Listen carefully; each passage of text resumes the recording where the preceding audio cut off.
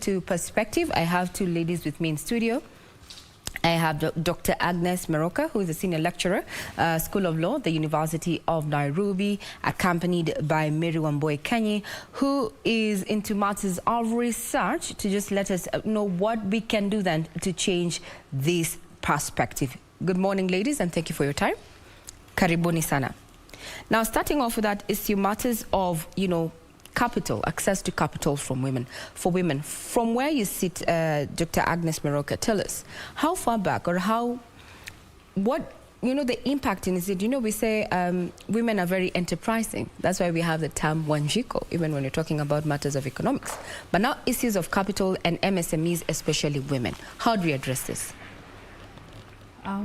Thank you for that question, and thank you for having us. Of late, we have been seeing a number of initiatives set up by the government of Kenya to enable women to access capital. And one of them that we are very excited about and we are researching on is the Credit Guarantee Scheme that has recently been rolled out to enable MSMEs to access capital in order to recover from the COVID pandemic. What we know also is that women's businesses were disproportionately affected as a result of the COVID pandemic, and therefore we're excited to see these kinds of initiatives that are targeting specifically MSMEs, and we hope to see more women being able to access these types of schemes. Now, before we get to the details, I'd also want to, just rope in my other guest this morning. That is none other than Madam Wamboi Researcher. What's in your take?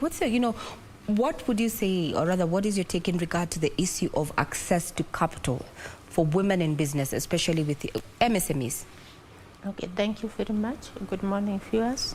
I think the issue of women's access to capital have been a major issue, and particularly for us at the African Women's Studies Center, because what we know traditionally, women don't own property.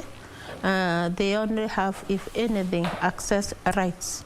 And what that means is that when a woman wants to establish a business, she cannot get a loan from the bank because she doesn't have collateral, she doesn't own the productive resources, and so it has been a major issue for women accessing capital. And that is why under one of our programs at the African Women's Studies Center, which is the Women Economic Empowerment, and these are some of the issues that we wanted to address to see how women can be able to access resources despite the challenges that the women in this country has.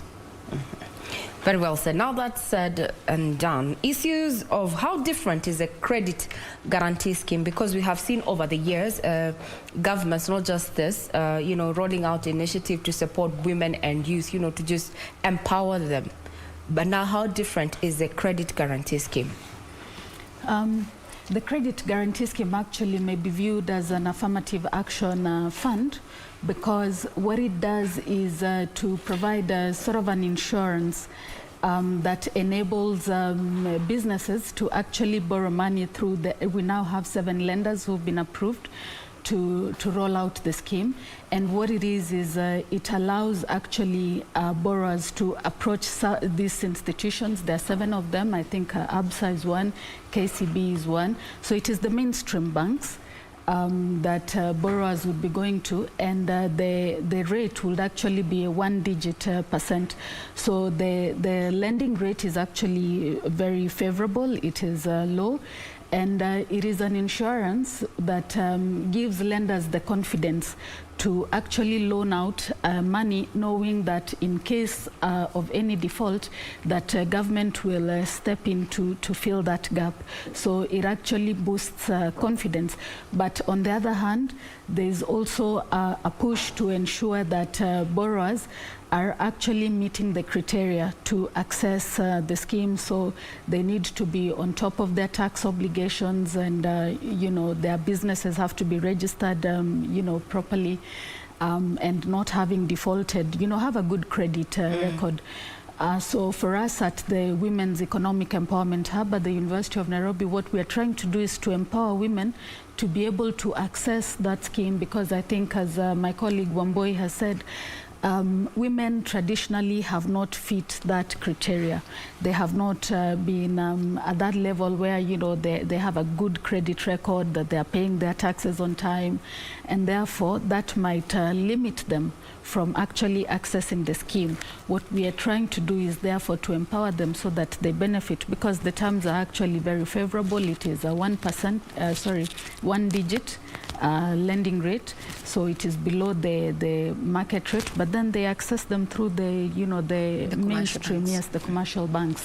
But you said about meeting the criterion. What about those who want to, women, someone who has a bankable idea? They've never been in business before, but they have a viable idea. Do they stand to benefit from the credit guarantee scheme as first timers?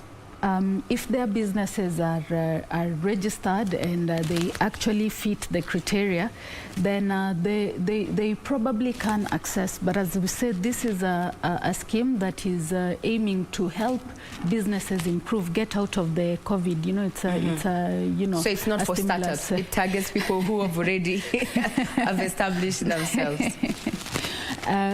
Well, let's not say that they're completely locked out. They can actually demonstrate that they meet the criteria, that, you know, they have been paying their taxes, that they have this business idea, and therefore they can make a case for accessing the capital. Let's not completely say that they are locked out, because there's a criteria that the institutions will go through to actually see whether they meet that. So what is the value of the credit guarantee scheme at this point?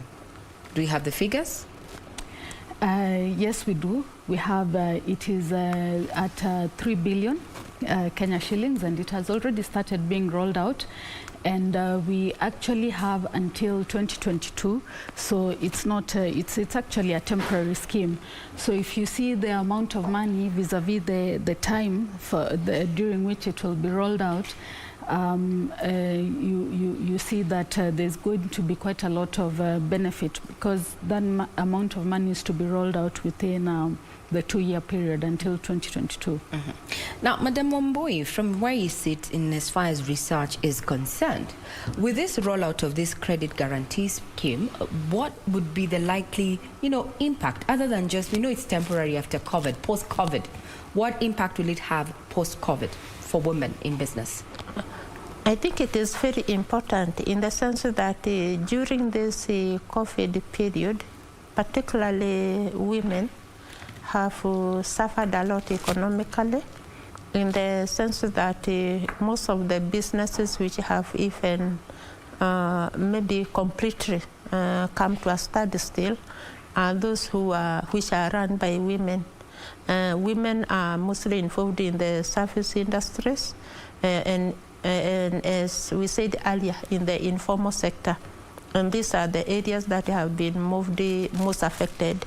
So if the credit guarantee scheme is going to enable these women to access resources, even to jumpstart their businesses, that will be important even in post-COVID, in the sense that their businesses will have come back. And so they would be able to run their businesses as they did before the COVID.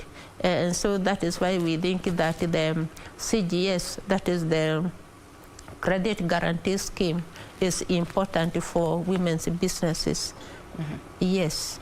Now, Daktari, shed more light on the function that you're going to be having today at the UON and what it, you know, the objective of this particular event.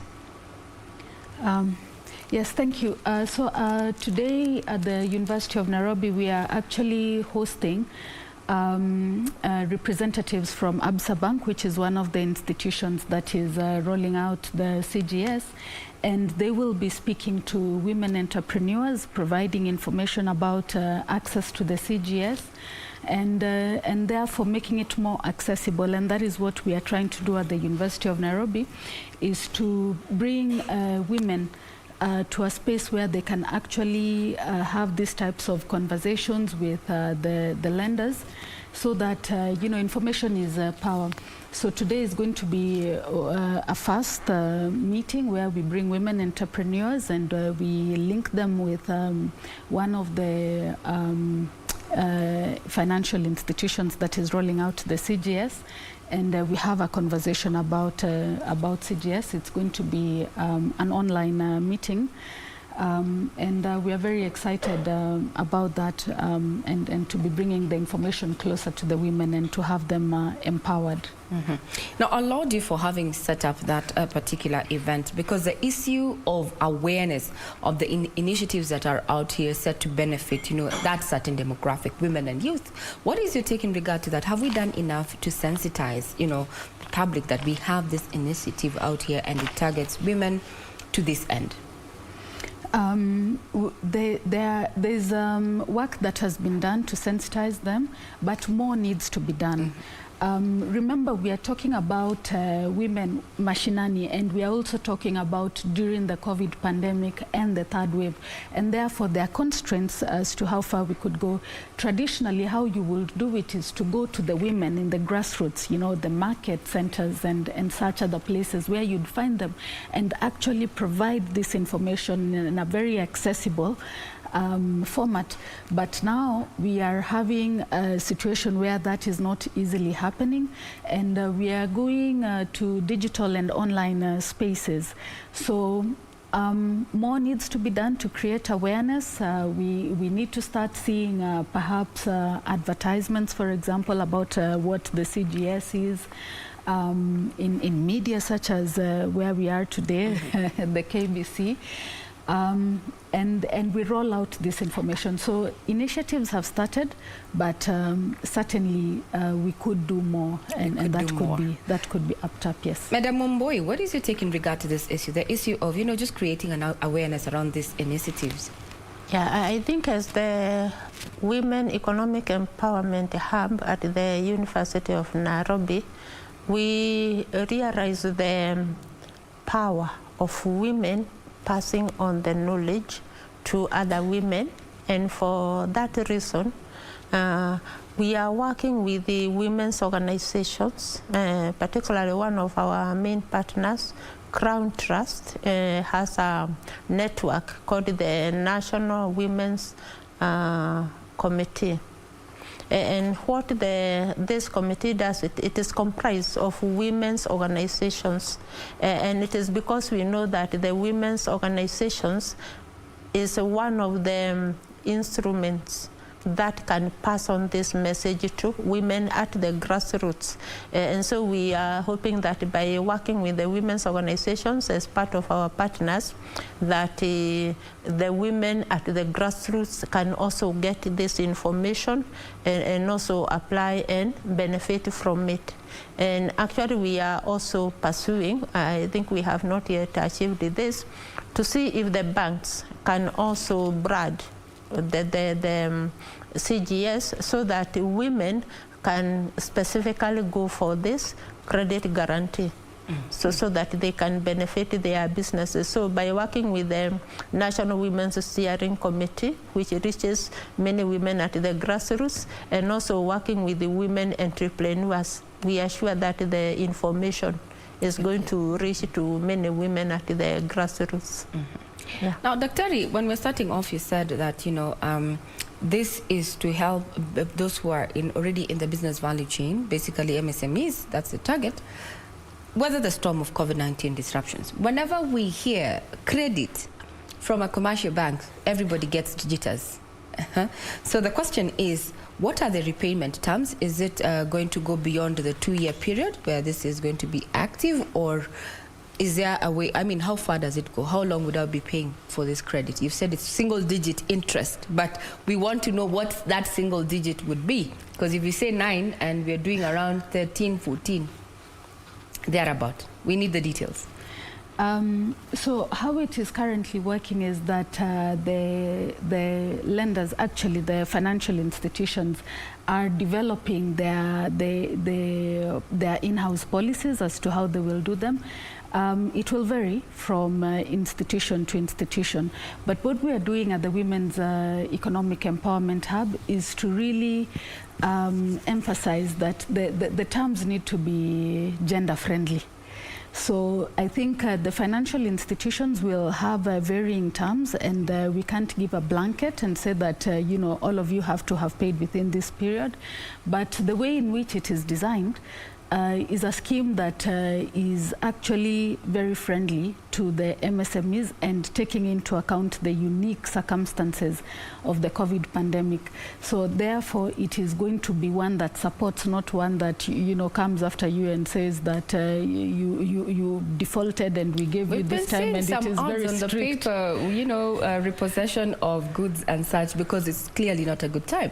Is it just closed off to commercial banks, top tier commercial banks? Because when you mention ABSA and KCB, sorry, those are top tier banks. Are we having micro lenders also in this program? Because we know Wanjiko, banks at, you know, microfinance level and the savings and credit that do FOSA. So is it also open to this facilities? Yeah. So again, it is phased out. Therefore, what we are seeing is a situation where we have started with the mainstream banks, the mainstream commercial banks. But that is not fully closed off, and there are discussions in even with the ministry, the National Treasury, of bringing in other financial institutions. And actually we have been concerned about it because, as you rightly point out, women's, if you look at their, you know, their financial habits, borrowing habits, they will not be going to the mainstream banks. You will find them in the microfinance institutions. You will, you know, now with even mobile banking and so on. So it is not fully closed off. What it is that the CGS started the rollout with the mainstream banks, and there is a possibility that we will have more financial institutions coming in, and it is something that we at the Women's Economic Empowerment Hub certainly encourage, looking at the demographic that we are dealing with. Yes. Madam Wamboi, care to add on that? I just wanted to mention that the partners who are handling the CGS, that is the financial institutions, had to apply to Treasury so as to be for selection for those who would be partnering with the Treasury. And according to our understanding, the time we have engaged with the Treasury is that that was the first round. There are 7 actually financial institutions currently which are handling the CGS, but the Treasury will again ask for applications. And we have been trying to negotiate with the Treasury, if at all, they can also include, like the women's, we have those circles, you know, we have even women's circles, and this is where most of the women may be operating.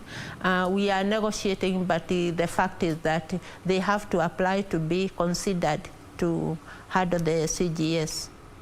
Yes. Now that you've mentioned the circles, there's a conversation here. One of our viewers is asking then, can they also benefit from the CGS if they are in a group? Like, it's not just an individual. Do they also get to benefit from this credit scheme?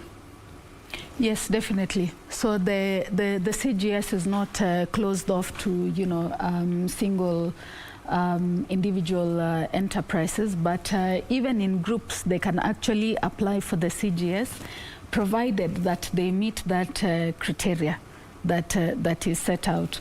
So the fact that they're in a group should not lock them out. They actually can apply, and the institutions will then vet them and see whether they meet the criteria.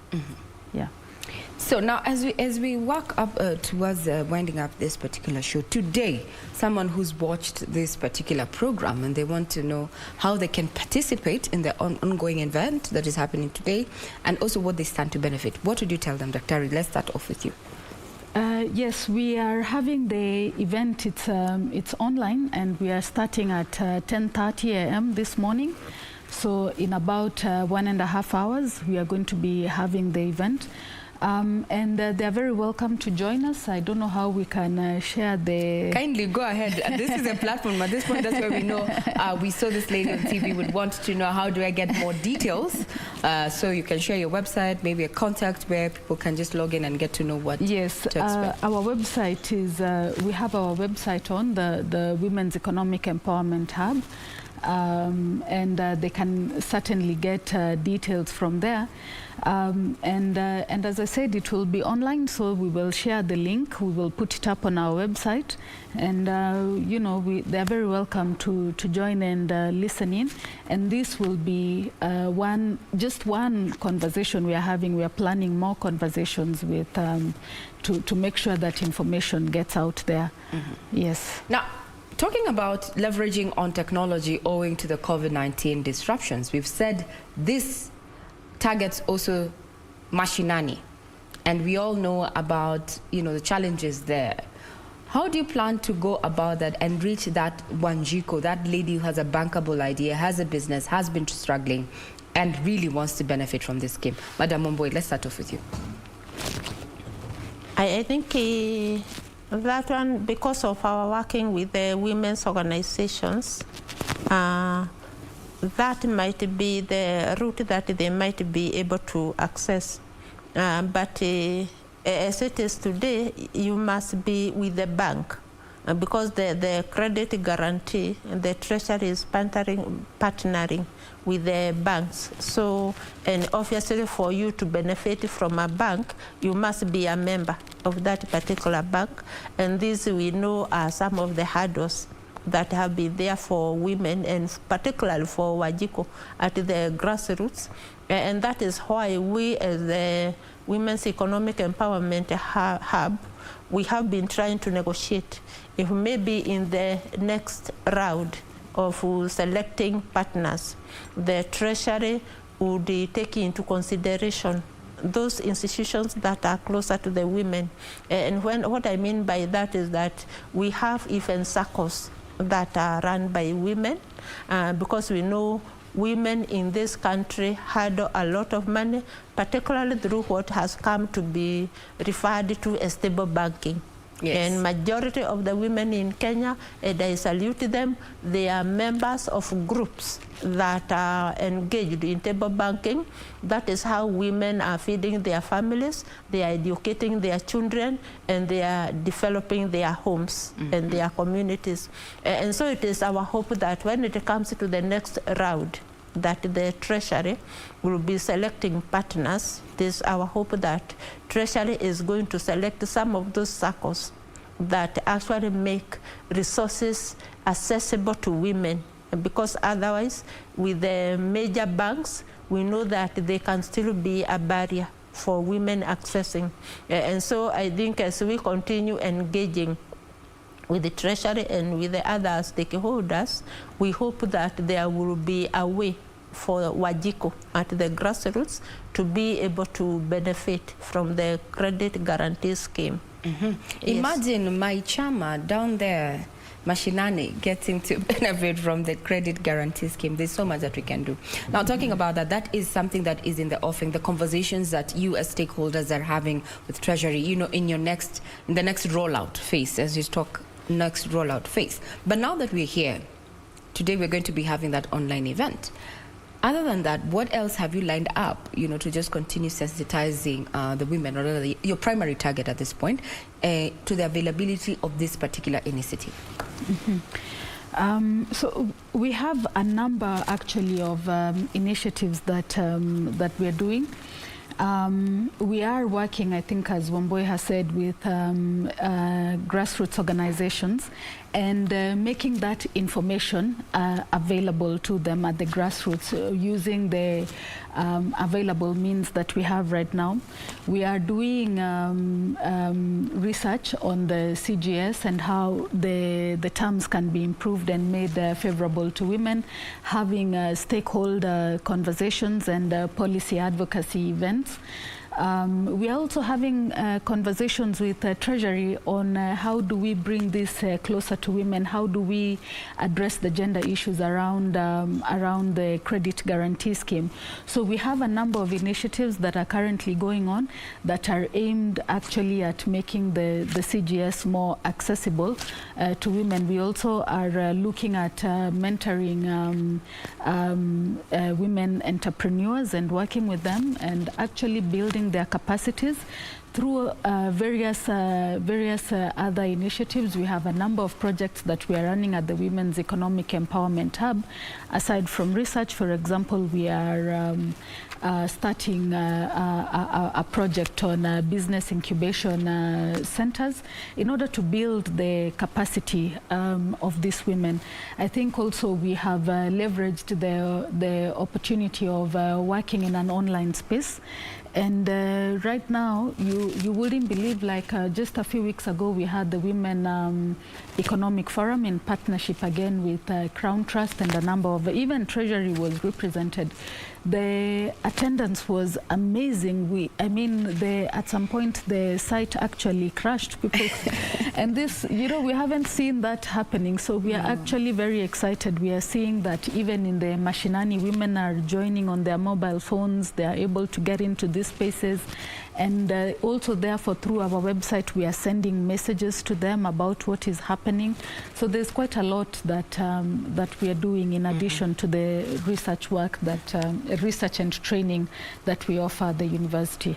Now, for purposes of clarity, we've talked about, you know, the CGS targeting women, and we've seen in other initiatives that women are lumped together with the youth. Is this predominantly only going to tackle, or rather target women, or do the youth also get to benefit? Is it a matter of gender or demographic? So the CGS is actually, it's an open fund. It's actually a scheme that is not targeting any particular demography, but it is targeting the MSMEs. What we have done at the Women Economic Empowerment Hub is to look at ways in which it can be made more accessible to the category that we are concerned with, that is women. And we are particularly concerned about young women, the challenges that they face, because you know, young women face the double burden of both gender and age. So sometimes they are not able to access some of these facilities. First, they are young, they are women, and then they are young. So for us, actually empowering young women is very critical to us, and we hope to see more of them coming in. And actually, they might fall in the category you were talking about, that they have a bankable idea. It is a great idea, but they have not started. How do we work with them? How do we empower them so that they actually get their businesses started? As I said, one of the projects we have is one on startups, that is business incubation, and they all work together. All the projects are working together to build capacities and empower entrepreneurs to be able to access facilities that are available. And right now, I think it's an exciting time because we see there's quite a lot that is happening. And so, for example, the CGS is just one. The economic stimulus package, the 8-point economic stimulus package, had a number of issues there that could be made more accessible.